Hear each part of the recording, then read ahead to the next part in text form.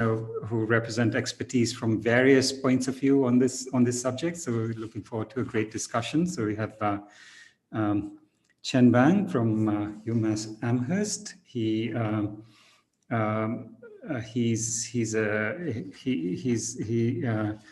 His work is in condensed matter experiments, especially in superconducting quantum circuits. So it's Chen did his PhD from Cornell and a postdoc at Yale.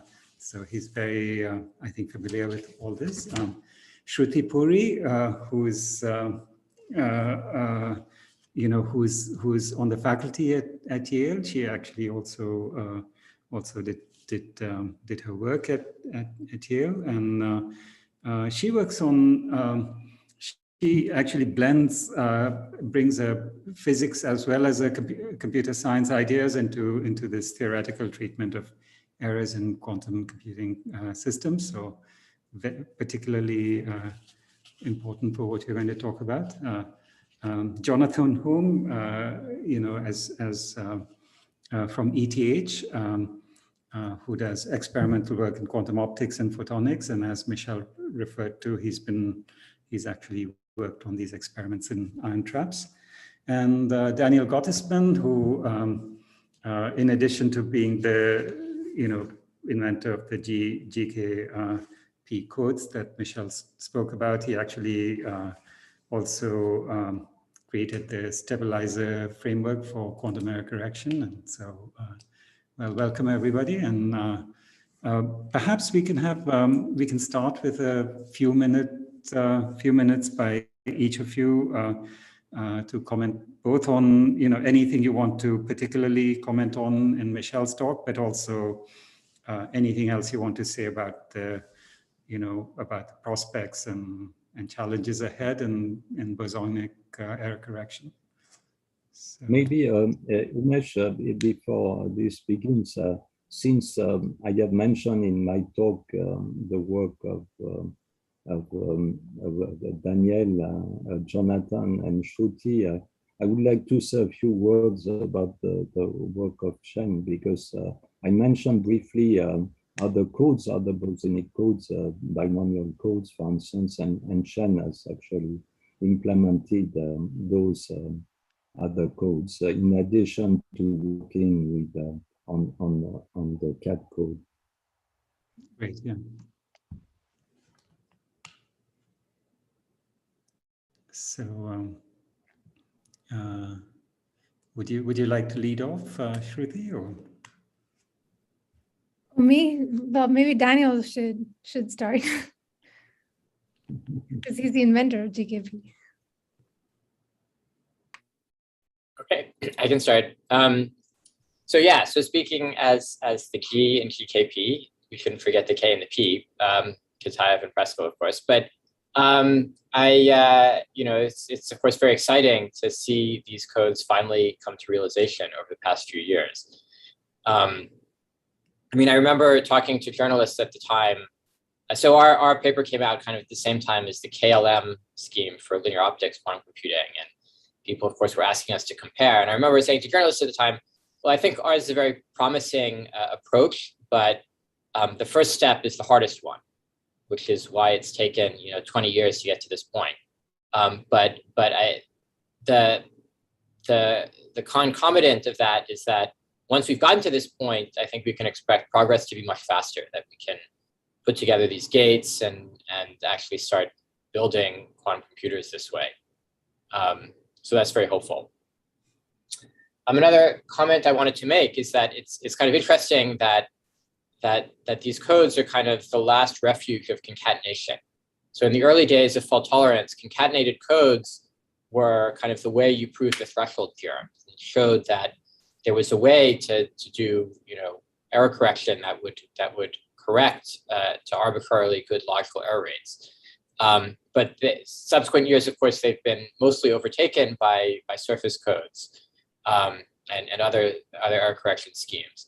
But we have this kind of separation now between the GKP code, which is great, I think, but not good enough by itself to take you all the way to a big fault-tolerant quantum computer. And so we're imagining, concatenating with another code. So concatenation still has a role here, even though in other schemes it seems inefficient. But that also suggests that maybe it shouldn't have a role here. Maybe there's some other more complicated many-mode codes or something that we can get that will kind of circumvent the concatenation, but and get us even better performance. Mm-hmm.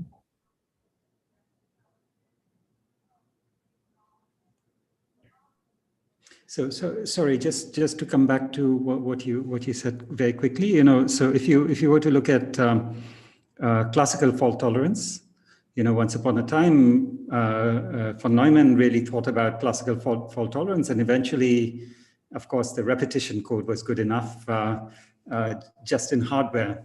So could you think of these Bosonic codes as morally the quantum analog of them, and to what extent do they get there, and to what extent do they fall short of that? So I don't know. I don't think of these. Well, there's some analogies. I mean, normally, actually, people think of the toric code as and anionic encodings as the quantum version of the repetition code, something that's kind of physically built into your system. You have a Hamiltonian whose low energy states kind of naturally have this fault tolerance property built in. I think of the QKP codes more as a quantum version of digitization of information. So you have which classically and confusingly is called quantization. But where you have a continuous degree of freedom and you just want to encode a qubit or a bit classically. And so you kind of say, well, if it's less than this, we'll call it a 0. And if it's more than this, we'll call it a 1. But actually that does have a certain amount of fault tolerance built into it, right? Because, if you do that, then you're kind of, if you have something that's in between, it gets pushed to one side or the other. And so if it's close to kind of your ideal 0 or your ideal 1, then it'll get pushed back to that and it'll be corrected. And that actually does have a big factor of why classical machines are kind of inherently fairly robust, because they do this kind of rectification of the currents or whatever their bit carrying information is in order to get back to standard states. And so that's the thing that's really analogous to.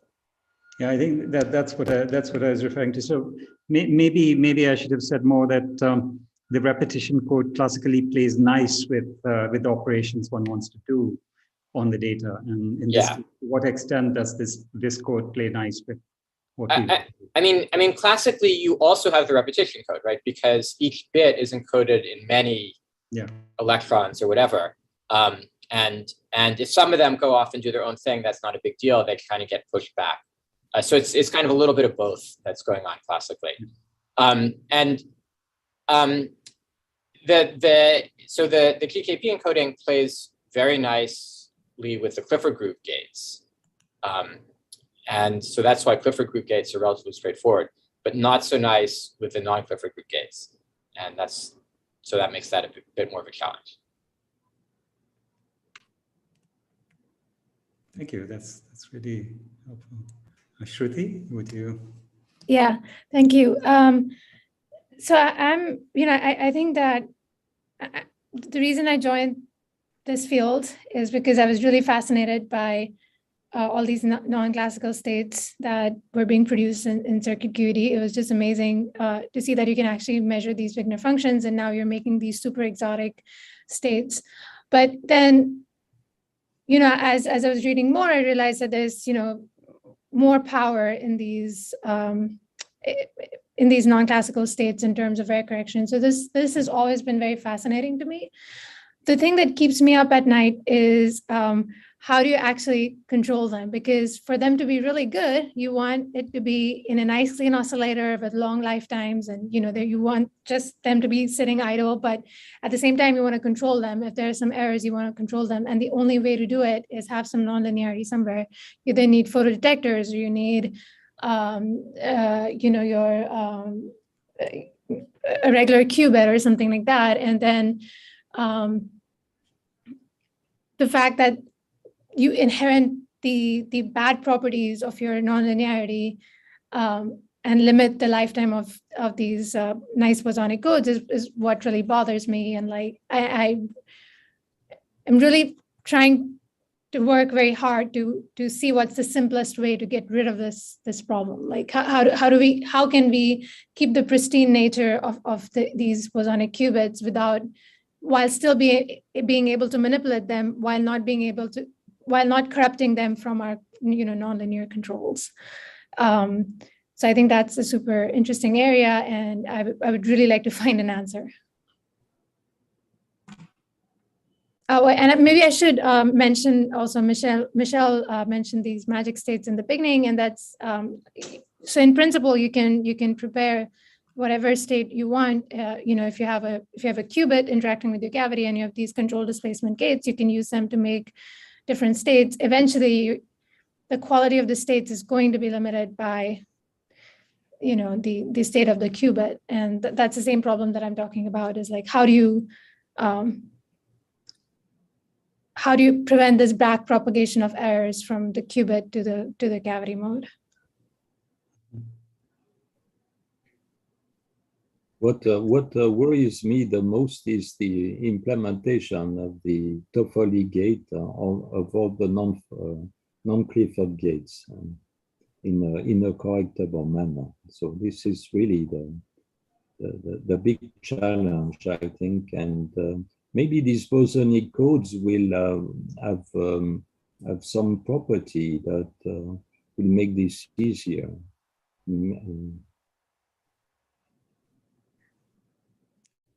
Yeah, for sure. So, there has been work recently that explores using bosonic properties to make non-Clifford operations better. I think even in, it's been a long time since I've read the original GKP paper, so I'm sorry if I say something incorrect, but I think even in the original GKP paper, they had some ideas.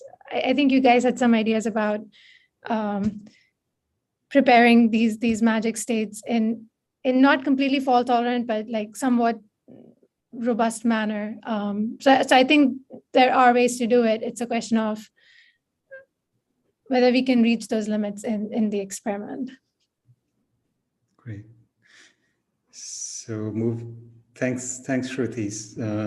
Would you like to say something, Chen, maybe? Or? Sure, yeah.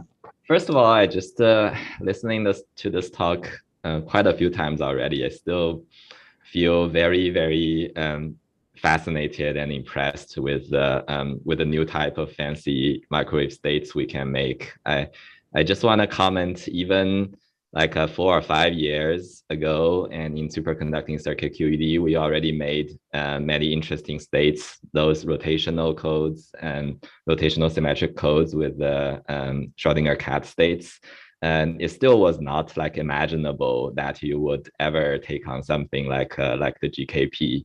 I mean, the code was there for a long time, and we looked at this, and it really doesn't seem like a possible. You can do it. You can do anything with that. But just a few years later, with this conditional displacement and the feedback, and suddenly it has changed. And certainly, I feel the GKP has a lot of advantage.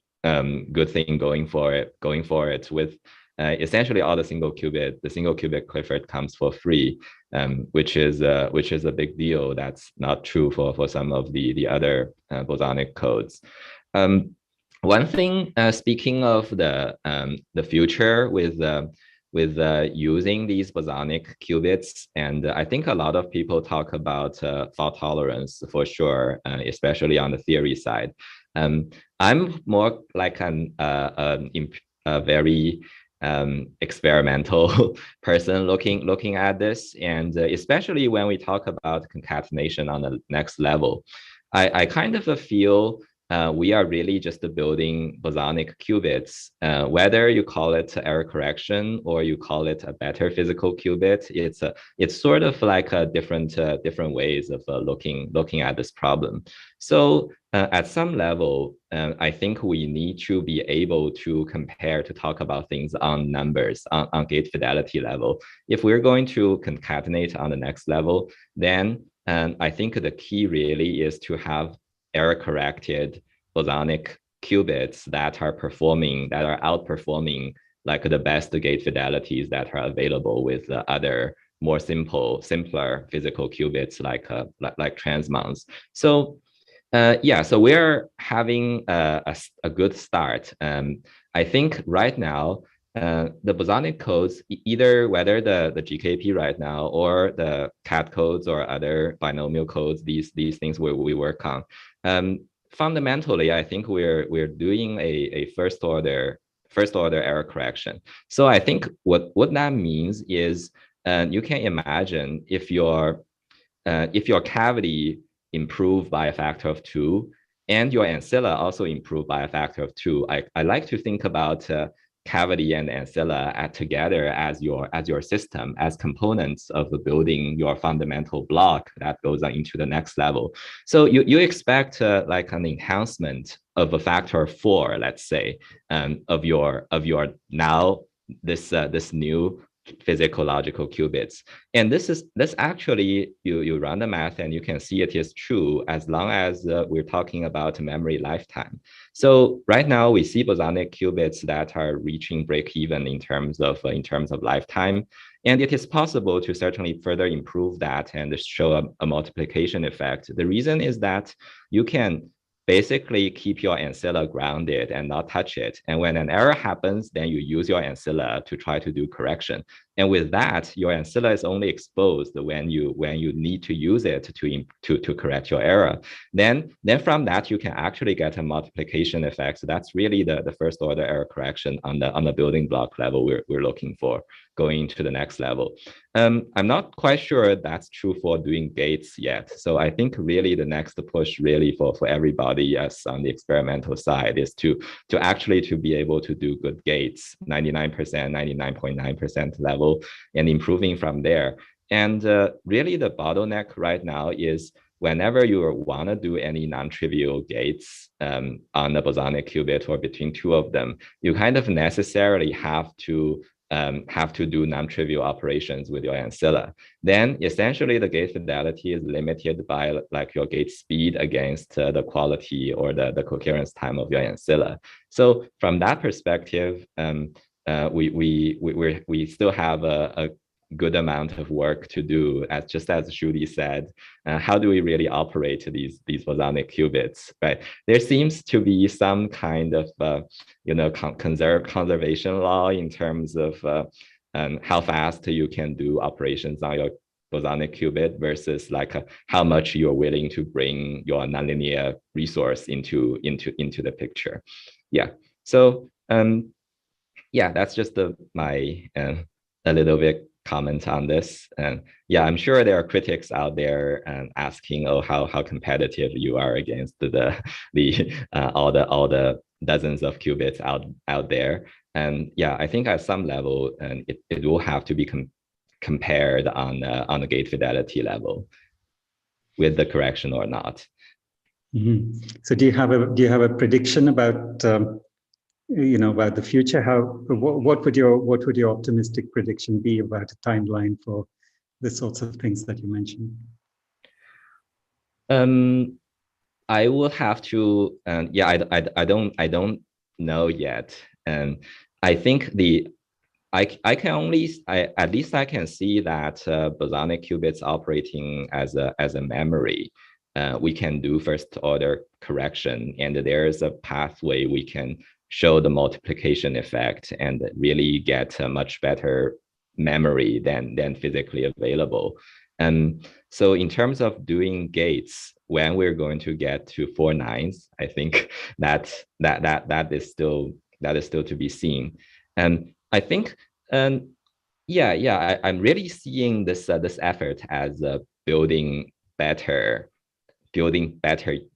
building block units.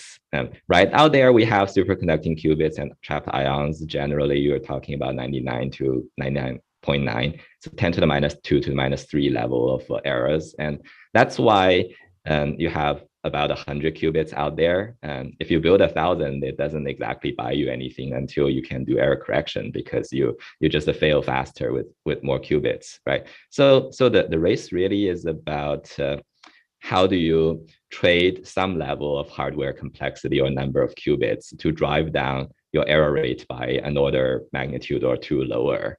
And we're not there to talk about 10 to the minus 20 error rate yet. We're just learning how to trade quantity for quality little by little at this point. Yeah, so bosonic qubits is one way to do it, and we still have ways to go to see how we actually do this. Great, thank you, Chen. Yes, I'd like to comment on what Chen said. So yes, I think the notion he developed of whether the gates on a bosonic qubit would be that superior to that of, let's say, between transmon qubit is really a very important idea. I'd like to just point out that what I find fascinating in GKP is that at least the C0 is a simple Gaussian operation that is the kind of operation you do with very commonly with amplifiers with a very little gain. Actually, this would be a gain of 2 at most. So there is a chance, at least maybe for this operation, that we can do this rather precisely. It also, I think, involves, if I am not mistaken, it is a gate that fits well with the error correction. So maybe there are opportunities like this which we have not seen yet. Other opportunities that make the gates potentially more precise. I'm not too sure, as you say, about gate times, but at least in some sense there might be opportunities with this kind of code to make the gate very precisely, because we know very well what kind of parasitic errors we are making with this kind of gate, this kind of Gaussian operation. Great. Well, turning to you, Jonathan, would you like to? Mm-hmm. Sure, yeah, I can make some comments. I think this controlled displacement operation for us in trapped ions. So we work with the internal states of the ions, and we work with the motion of the ions. And this controlled displacement is actually something that dates back years to the sort of days of Dave Wineland, if you like, doing experiments on motional states in the ground state in the 1990s. So actually, once we were making squeeze states very regularly in the lab, and we knew how to apply controlled displacements, it sort of seemed very natural to start to make the GKP states in the way that Michel says, once you have this controlled displacement, it's a very natural tool for GKP states. Yeah. But when we started to make these states and do operations on them, I looked at the papers for error correction, and well, a lot of these papers told you had to do, phase estimation. So many rounds of sort of extracting how large the displacement was to sort of get the precision of the displacement to many bits of precision. And looking at the papers, that was very much the impression you got. So one very beautiful thing about the work that Michel showed really was that this very simple 1-bit feedback cycle, in a sense, can be actually enough to sharpen these peaks very high if you have the settings set right. Yeah, and so this is just a very nice insight, very inspirational. In fact, for us, it meant suddenly we could go back and think again about whether we could do error correction, and you see that we could in the end, but only really because these guys had simplified so much what the correction cycle should look like. So that was very interesting to me. I think one of the other things to notice about thinking about concatenating these codes is, well, one, we now are doing the correction autonomously. But if you do your correction autonomously and aren't able to recover the syndromes, I guess you lose something when you go to the next level of encoding. So whether in the end you want to be doing it autonomously or plucking out the information, I guess there'll be a trade-off in any sort of concatenation there. Yeah. On the other hand, there's kind of interesting aspects, I think, to these bosonic codes. One is that, for instance, the surface code really doesn't like correlated errors, but you may well have correlated errors affecting any physical system that you have. And there's kind of a nice thing about these GKP error correction, in a sense, is that this correction is going on locally and providing a local dissipation channel. And I'm no theorist, but I do wonder whether actually that can act very nicely to decorrelate the errors so that by the time you go into the next level, you've solved one of the problems for your next level code. And I think maybe Daniel will tell us that that's total rubbish, but I haven't got the intuition to tell myself that that's rubbish. Yeah. So, and I think that also to me, like, is another hint at what I find attractive is that some of the gates and things, what you really want to know is whether the gate errors that you produce are the ones that are correctable in your code, right? That's the end game in a certain sense. And so finding combinations of systems where the correction of the errors you're correcting are the same ones your gate produces, this is kind of like what you're looking for. And what's nice about the bosonic encoding, in a sense, is it's like this multi-dimensional search in this phase space that's not so easy to think about, but maybe allows you to find pockets where you do find errors that very naturally fit together with the gates that you're trying to do. And I mean, just to give a sort of notion of break even from the trapped ion point of view, you never ever will beat a physical, just for memory, you'll never beat a physical trapped ion qubit. Kyuan Kim has an hour lifetime on his physical qubit, right? So what you see immediately when you're working with those sort of systems is that the game is not to beat the errors on your qubit there, but it's to beat the errors you introduce when you do anything to the qubits. Yeah. And somehow this is like very sort of stark in that case. And I think that propagates also to thinking about these bosonic systems, if you like. So I leave you with that. I can say more, of course, later. And of course, Daniel now has a question he has to answer about correlation. Daniel. Yeah, I mean, I think it depends a bit. You have to go into the details of kind of what the correlated error model is to say one way or the other.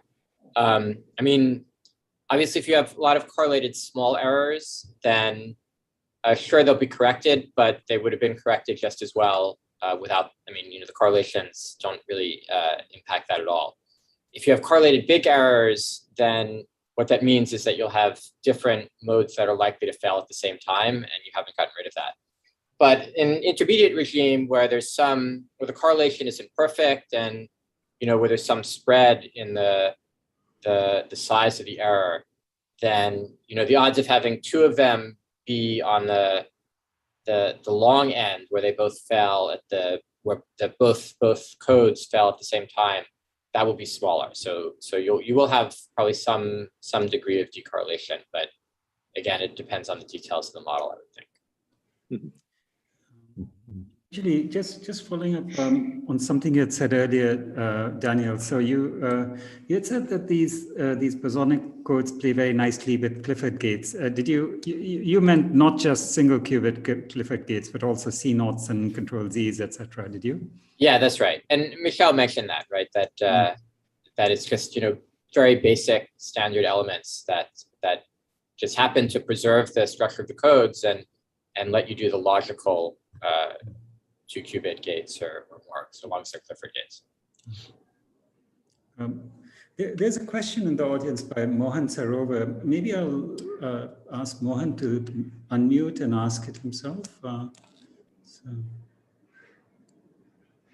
Mohan? Sure, thanks so much. Yeah, I was wondering if the panelists could comment on the pros and cons of the GKP encoding versus the cat state encoding, especially with respect to scaling and building an actual architecture out.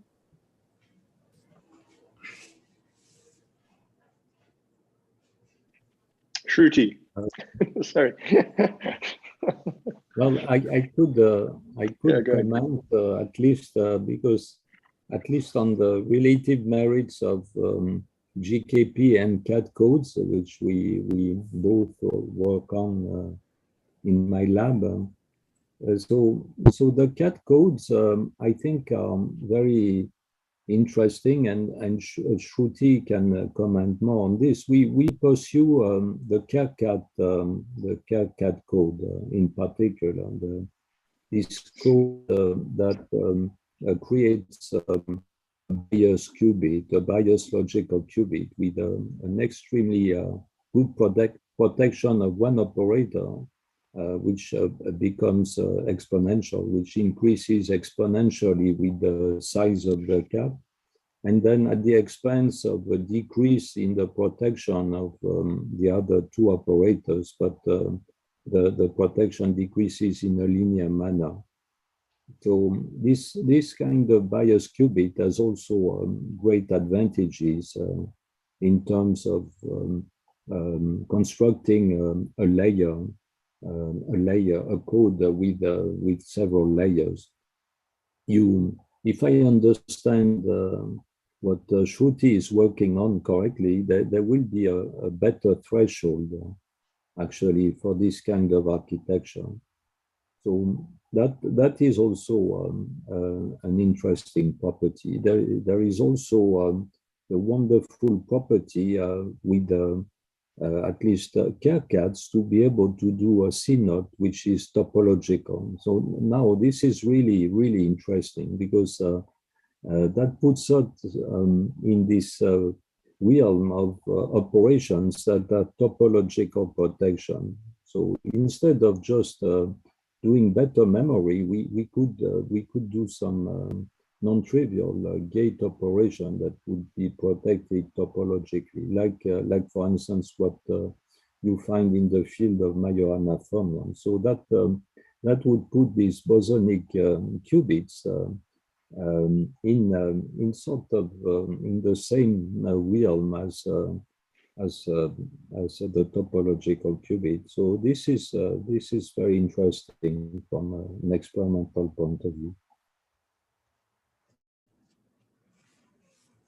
Maybe I can add a small thing that so that they're different.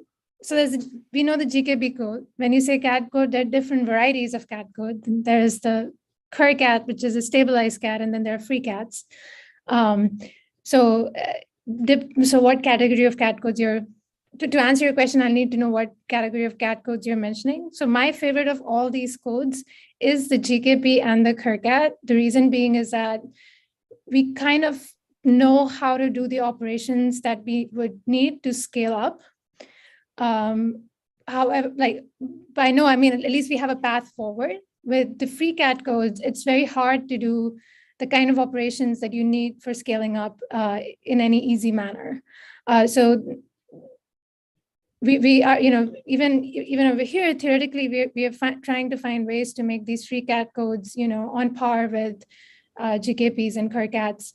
But yeah, the other nice thing about the Kerr CAD is that, this problem that we mentioned earlier about having to use ancillas to do operations, you don't have that problem with Kerr CADs. It's just, it is a qubit, it's a real qubit. You can do all the operations that you want. You don't need ancillas to control it.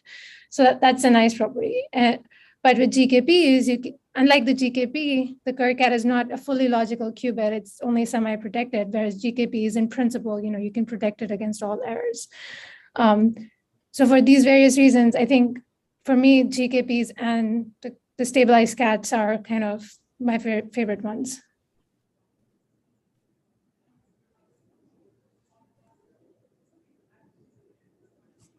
Great.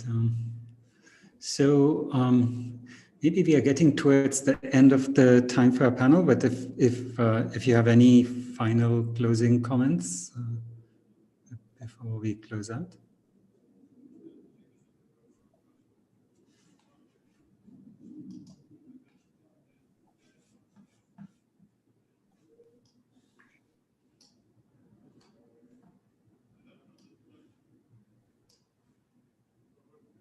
So there was a question in the chat that I could answer.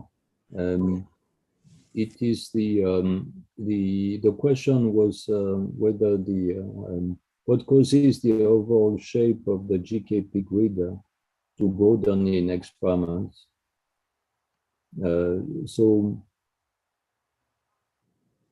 So the question also was about a broader overall shape and more pickets in the wave function. So I can answer this question. So what causes the shape to broaden is actually photon losses, but also defects like, for instance, small rotations, parasitic rotation, which may be caused, for instance, by the ancilla.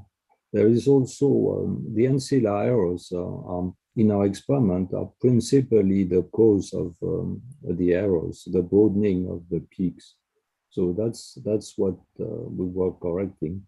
The question of whether it is desirable to have a broader overall shape is linked to the following optimization. So if you have too many picket fences, you will store a lot of energy in the code, and so you increase the rate at which the information is lost, because the decay rate is proportional to the photon number.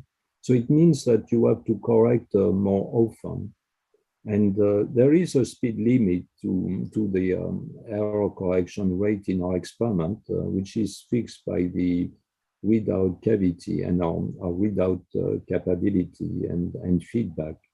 So once you have by set a certain error rate, error correction rate by your hardware, then there is an optimum shape for the code. You should not really have too many photons, have too large an envelope, because actually that would need you to correct more often, and you can't. You are limited. You have this speed limit.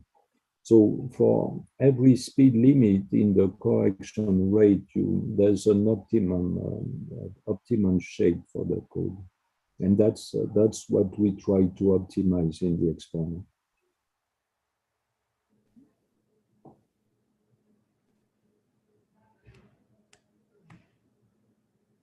Great. Any further comments by anybody?